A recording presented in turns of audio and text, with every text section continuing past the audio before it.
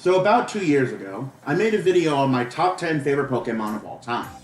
However, I really didn't like how it came out. So for a while now, I've been thinking of redoing it, and that's what we're here for today. Today I'll be counting down my personal top 10 favorite Pokemon across the entire series. And of course, please go ahead and leave your top 10 favorites in the comment section down below. So now, let's get started. Starting things off, we have a Pokemon who used to be my number 4 favorite around its introduction, but over the years has sadly fallen to the bottom of my top 10 list, Delphox. I've gotta say, I actually probably like Braixen a little bit more than its evolution, which is odd for me because I don't feel that way about any other Pokemon's pre-evolution but this. But nonetheless, I do still love Delphox. It's absolutely my favorite starter from Kalos, and the only fire psychic type that isn't a legendary or a weird alternate form of some other Pokemon.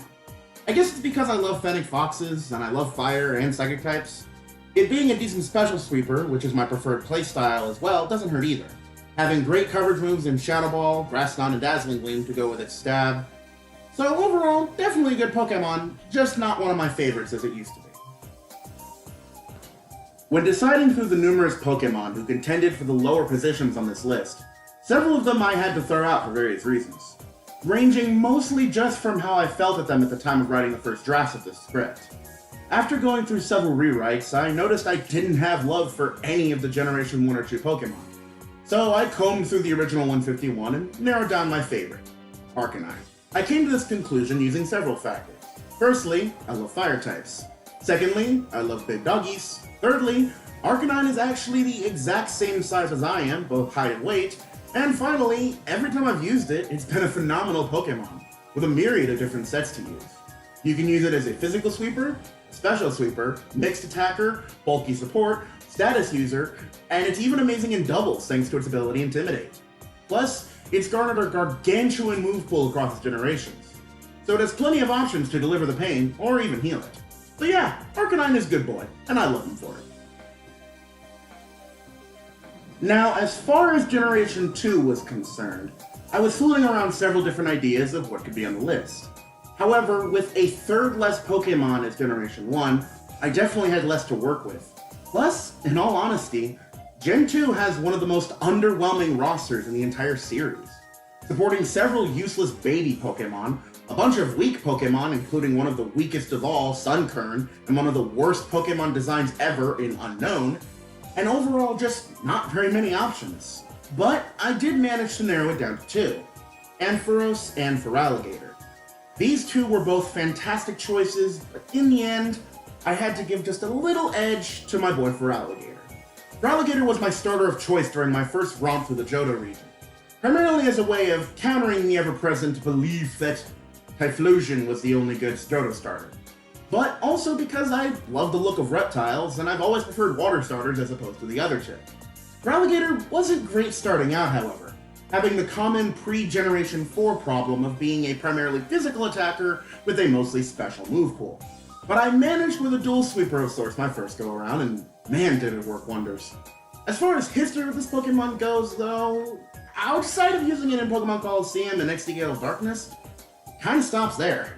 I did use it throughout my playthroughs of Pokemon Heart Gold and Soul Silver, but there wasn't really much use out of it after that. I've just really loved the Pokemon ever since Generation 2 when I first played the games years ago, and I guess I just had to put it on the list somewhere. I just think it's super cool looking, and it's pretty strong. Don't need to say much more than that, now do I? Ever since my first jaunts through the Hoenn region, I've filed many of its roster into my heart as permanent favorites. Absol is no exception. I adore this Pokemon's design, and the lore behind it. It's said that it can sense weather patterns such as thunderstorms and droughts, and even earthquakes, so it will come down from the mountains to warn human settlers about the impending disasters. However, its presence just before said disaster was considered a bad omen, and instead legends abound that this Pokemon was instead causing the disasters it was warning people of. It's pretty tragic to know that this Pokemon was just trying to save people, only for it to be blamed for what happened instead. But that wasn't the only reason I love this Pokemon. Its move pool is massive. At a time in Emerald where I sorely needed something with better coverage than what I had at the time, Absol's immense moveset filled that need easily. Knowing a move for almost all of the 18 types, And even though Game Freak and the Pokemon Company, for whatever reason, want to forget they are a thing, I gotta say, Absol's Mega Evolution is also pretty damn sweet, giving it an insanely useful ability in Magic Bounce and amazing attacking stats to go with it. Definitely a great Mega for your team, and a great Pokemon overall. Pokemon White was my initial introduction into the 5th generation of Pokemon, mostly due to being able to capture Ralts, which I wouldn't find out until later was a post-game only Pokemon, and you needed to have people in your friends list on your DS for it to even appear. Bummer. Since it was actually Pokemon Black and its cover legendary Reshiram that actually spoke to me. Reshiram is the quintessential elegant Pokemon in my eyes. Its pure white fur, beautiful blue eyes give it a regal and majestic appearance. But that appearance hides its incredible power. Fire and Dragon was also a type combination we were solely missing for the decade and a half before its introduction, with many people wondering why base Charizard didn't have the type. Whatever the case may have been, I'm still glad they gave one of my favorite type combos to such an amazing Pokemon.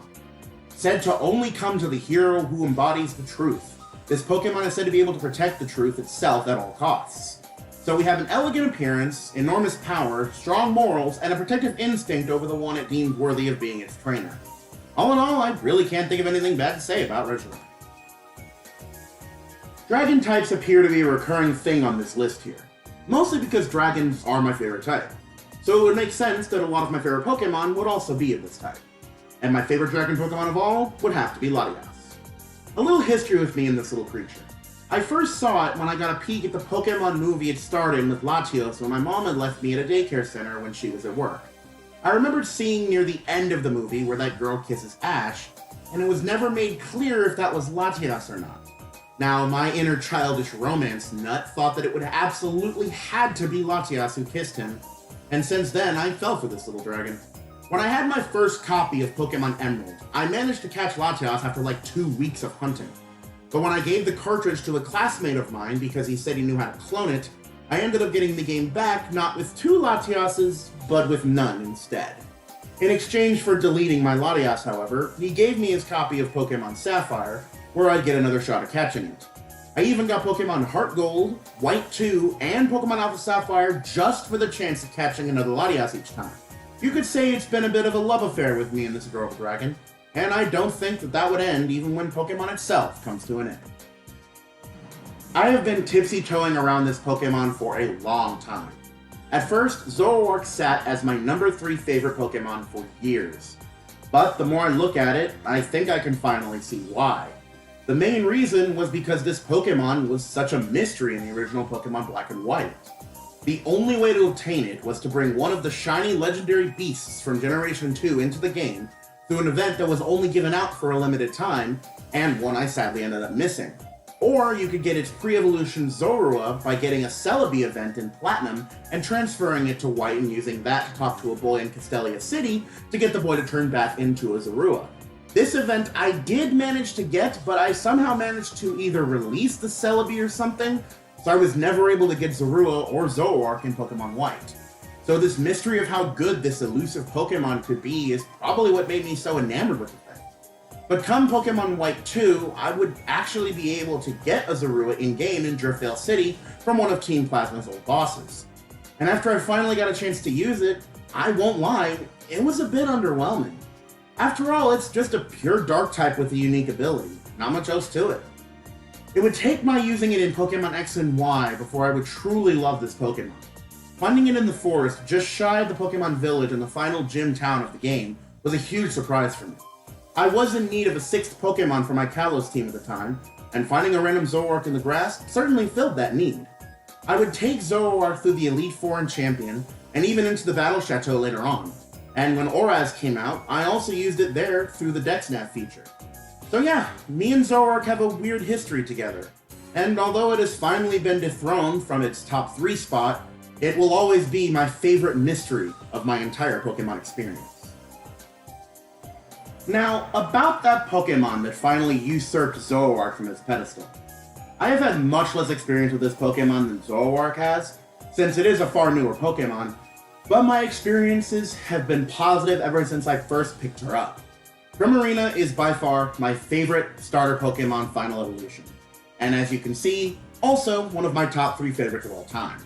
Though Alola is not a very interesting region overall compared to its predecessors, it did introduce some very creative Pokemon, Marina being one of them. It's modeled after both a mermaid and a siren. The former being a legend among sailors as a beautiful woman with the body of a fish, who would sing to shipwrecked sailors and save them from the water. The latter being from a Greek legend of a beautiful woman who would shriek to hypnotize men into coming to them before killing them. Marina definitely airs hard on the former legend, and I love it for it. Its design is also based on a sea otter, a very common animal seen in SeaWorld-esque sideshows, since it's easy to train and work well with a lot of people. But my main reason for loving Marina is how much it threw me for a curveball. I and a lot of others at the time of Sun and Moon's announcement thought that Popplio would be the worst of the three starters given its initial design. And yet, as its evolutions were revealed, I quickly jumped ship from the Popplio hate train and cemented myself fully into loving this incredibly beautiful creature. Having great stats, and even better typing, and a move pool that gives it a variety of different covered options makes it perfectly clear to me that Primarina deserves to be in my top 3. My top 2 favorite Pokemon have been the same for over a decade and a half now. They're on my channel icon and channel banner. I've mentioned them in countless videos and used them in almost every game I've been able to use them both in. And the one that sits just a tiny fraction of a hair beneath my number 1 is Lucario. I could make an entire video just on how much I love Lucario and how I've used her in the various generations. But since you've made it this far into the video, I'll spare you the long explanation. To put it simply, Lucario is a fucking beast. She has incredible attacking stats, an amazing type combination, only shared with it by legendary Pokemon, a vast move pool covering every type depending on the generation, except for Flying, Fairy, and Grass. Not to mention, she's one of only a handful of Pokemon who aren't legendaries who have had their own movie dedicated to them, and who have been in the highest tiers of competitive play since their introduction. And on top of all of that, in Generation 6 it was granted something it really didn't need, but I absolutely adored, a completely broken Mega Evolution that was so powerful it had to be banned to Ubers. Lucario is one of the biggest Pokemon icons, being almost as recognizable as Mewtwo, Charizard, and Pikachu. And these reasons, and another paragraph more, cement Lucario as one of my favorite Pokemon ever. You know what this is. If you've watched basically any of my scripted or voiced videos, Let's Plays, tutorial videos, or otherwise, you know I've mentioned this Pokemon. Like Lucario, she shares the spot as my channel mascot, and is also a piece of my childhood. Gardevoir, the embraced Pokemon. I can't say enough praises for this Pokemon and what she means to me. Not just in a game, but on a somewhat personal level. Gardevoir has actually been a talking point several times for me between me and other Pokemon fans. I've had a lot of laughs and fun conversations with complete strangers over Pokemon because I mentioned this creature. And I won't deny it. Yes, I do like it for the more adult reasons. Without getting too personal, since this is YouTube after all, Gardevoir allowed me to experiment with my writing styles and my drawing skills throughout high school, and actually helped me perfect, or at least hone, my skills. On top of that, Gardevoir has also won me several hundred online matches with friends and randoms over the years, and even a few local tournaments with actual prize money involved, both in the trading card game and the video games. One of these tournaments actually helped pay for some backed up bills that my parents were facing back in the mid-2010s. Bills that if they weren't paid could have resulted in us losing our home. So yeah, Gardevoir earned her place as my number 1 favorite. For a lot of different reasons, actually. She's such a physical part of my life. I don't even really see her as a Pokemon, but sort of as an old friend. An old friend who's a nice reminder of how my life has been. A lot like the channel itself. This channel is sort of a time capsule of my life over the past 5 years. And looking at Gardevoir reminds me of that and even further back. This Pokemon can get all the flack in the world, all the hatred thrown at it, all the Rule 34 jokes in history, but I'll always love it. Gardevoir will always be my number 1 favorite Pokemon of all time. Holy cow, this is a long video to make. Over 3,000 words, hours of writing and editing, several failed script readings. Whew, what a mess. But thank you all so very much for making it this far and watching the entire video. If you like what you've seen here and you want to see more, please go ahead and subscribe and give me a follow on Twitter at Zodyrus. That's at Zodyrus, just in case you couldn't spell it. I do all kinds of videos like this, as well as tutorials, guides, let's plays, and so much more. So thanks again for watching. This has been ZDS, making YouTuber fun one video at a time, and I hope to see you all in future videos. Have a wonderful night.